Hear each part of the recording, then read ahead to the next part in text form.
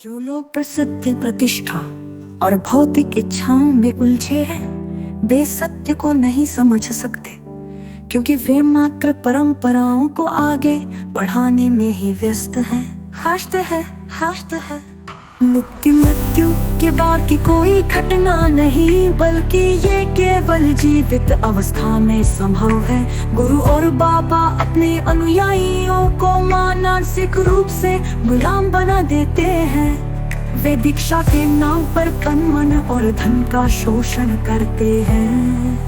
वे मृत्यु के बाद मोक्ष का झूठा आश्वासन देकर लोगों को छलते हैं, जबकि मृत्यु स्वयं में सर्वोच्च सत्य है।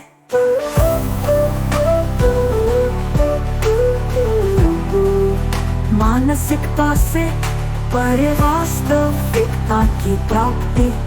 मनुष्य तब तक असत्य में उलझा रहेगा जब तक वो स्वयं में न झांके और ये न समझे कि वो स्वयं ही सर्वोच्च सत्य है। जो भी कल्पना या धारणा पर आधारित है वो असत्य है, जो भी प्रत्यक्ष है वही सत्य है। जो अपनी अस्थायी जटिल बुद्धि से ऊपर उठकर स्वयं को समझ सकता है वही यथार्थ को प्राप्त कर सकता है। मैं अकेला हूँ और यही वास्तविक स्वतंत्रता है। मैं प्रचार में सम्मिलित नहीं होना चाहता, क्योंकि सत्य को प्रचार की आवश्यकता नहीं होती। यदि मैं मात्र एक अंतर्राष्ट्रीय चैनल को इंटरव्यू दे दूं, तो 24 घंटे में 850 करोड़ लोग मेरी बातों को जान सकते हैं।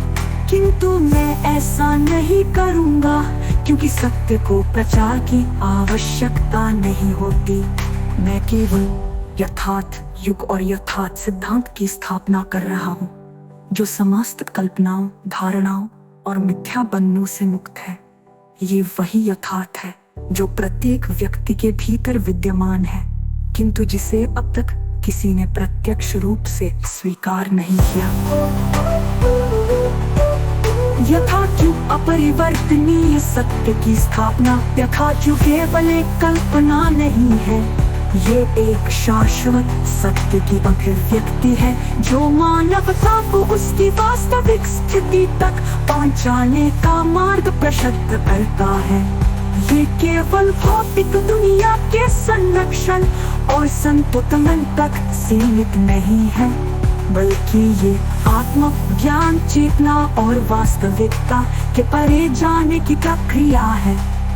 यथार्थ युग का उद्देश्य किसी भी धार्मिक, सांस्कृतिक या ऐतिहासिक मान्यताओं से बंधा नहीं है, बल्कि ये केवल और केवल सत्य की प्रतिष्ठा है। प्रकृति, विज्ञान और चेतना का परिपूर्ण समन्वय। यथार्थ सिद्धांत वो शुद्ध सत्य है जो किसी भी कल्पना, धारणा या भ्रम से मुक्त है।